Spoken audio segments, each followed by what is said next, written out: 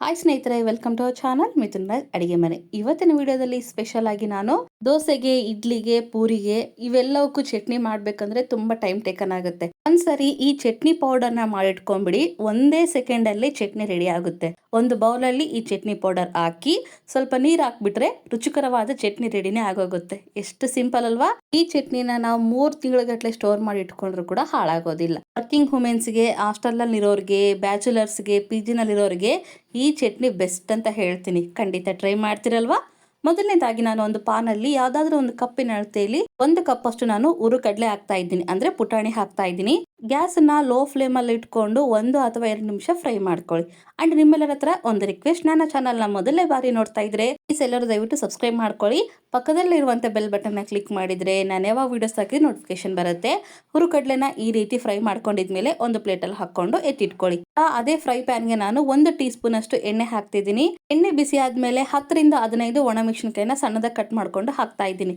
ನಿಮಗೆ ಖಾರಕ್ಕೆ ತಕ್ಕಂಗೆ ಒಣಮೆಣಸಿನಕಾಯಿನ ತಗೊಳ್ಳಿ. ಕಡಿಮೆ ಅಂದ್ರೆ ಕಡಿಮೆ ಮಾಡ್ಕೋಬಹುದು, ಜಾಸ್ತಿ ಅಂದ್ರೆ ಜಾಸ್ತಿ ಮಾಡ್ಕೋಬಹುದು ಒಣಮೆಣಸಿನಕಾಯಿನ.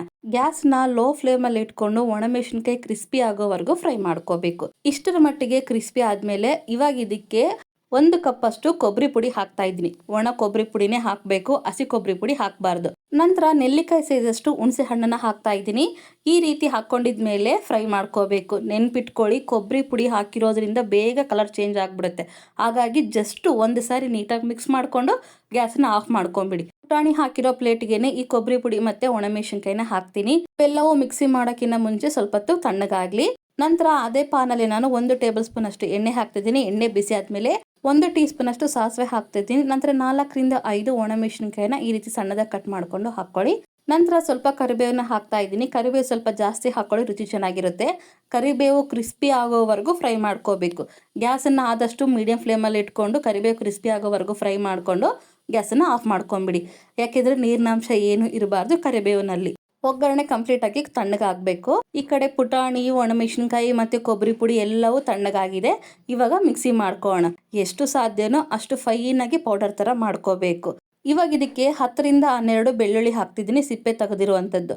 ಇಷ್ಟ ಇದ್ರೆ ಹಾಕ್ಕೊಳ್ಳಿ, ಇಲ್ಲ ಅಂದ್ರೆ ಇಲ್ಲ, ಹಾಕಿದ್ರೆ ಚೆನ್ನಾಗಿರುತ್ತೆ. ರುಚಿಗೆ ತಕ್ಕಷ್ಟು ಉಪ್ಪನ್ನ ಕೂಡ ಹಾಕ್ತಾ ಇದ್ದೀನಿ. ಆದಷ್ಟು ಕಲ್ಲುಪ್ಪನ್ನ ಯೂಸ್ ಮಾಡಿ.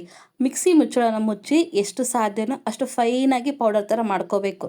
ಮಿಕ್ಸಿನ ಆನ್ ಅಂಡ್ ಆಫ್ ಮಾಡ್ಕೊಂತ ಈ ರೀತಿ ಫೈನ್ ಆಗಿ ಪೌಡರ್ ತರ ಮಾಡ್ಕೊಂಡು ಬಂದಿದ್ದೀನಿ ನೋಡಿ. ಇಷ್ಟರ ಮಟ್ಟಿಗೆ ಸಾಫ್ಟ್ ಆಗಿ ಮಾಡ್ಕೋಬೇಕು.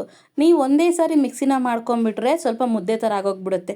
ಹಾಗಾಗಿ ಮಿಕ್ಸಿನ ಆನ್ ಅಂಡ್ ಆಫ್ ಮಾಡ್ಕೊಂಡು ಎಷ್ಟು ಸಾಧ್ಯನೋ ಅಷ್ಟು ನೈಸ್ ಆಗಿ ಪೌಡರ್ ತರ ಮಾಡ್ಕೊಳ್ಳಿ. ಇವಾಗ ಒಗ್ಗರಣೆ ಕೂಡ ಕಂಪ್ಲೀಟ್ ಆಗಿ ತಣ್ಣಗಾಗಿದೆ. ಇವಾಗ ಮಿಕ್ಸಿ ಮಾಡಿರುವಂತ ಪೌಡರ್ನ ಹಾಕಿ ಮಿಕ್ಸ್ ಮಾಡ್ಕೊತೀನಿ. ಸ್ಪೂನಿಂದ ಮಿಕ್ಸ್ ಮಾಡ್ಕೊಂಡ್ರೆ ಅಷ್ಟು ಸರಿ ಅನ್ಸಲ್ಲ ಅಂತ ನಾನು ಕೈಯಿಂದ ಮಿಕ್ಸ್ ಮಾಡ್ತಿದ್ದೀನಿ. ಎಲ್ಲವನ್ನು ಸರಿಯಾಗಿ ನೀಟಾಗಿ ಮಿಕ್ಸ್ ಮಾಡ್ಕೊಂಡಿದ್ಮೇಲೆ ಒಂದು ಕಂಟೈನರ್ ಬಾಕ್ಸ್ ಅಲ್ಲಿ ಸ್ಟೋರ್ ಮಾಡಿ ಇಟ್ಕೋಬಹುದು. ಈ ಪುಡಿನ ಬಿಸಿ ಬಿಸಿ ಅನ್ನದ ಮೇಲೆ ಸ್ವಲ್ಪ ತುಪ್ಪ ಹಾಕೊಂಡು ತಿಂದ್ರು ಕೂಡ ರುಚಿ ಚೆನ್ನಾಗಿರುತ್ತೆ. ಆ ರೀತಿ ಕೂಡ ತಿನ್ಬೋದು, ಚಟ್ನಿ ರೂಪದಲ್ಲಿ ಕೂಡ ತಿನ್ಬೋದು. ಎಲ್ಲಾನು ನೀಟಾಗಿ ಮಿಕ್ಸ್ ಮಾಡ್ಕೊಂಡಿದ್ಮೇಲೆ ಇವಾಗ ಗ್ಲಾಸ್ ಜಾರಲ್ಲಿ ನಾನು ಸ್ಟೋರ್ ಮಾಡಿ ಇಟ್ಕೊಂತೀನಿ.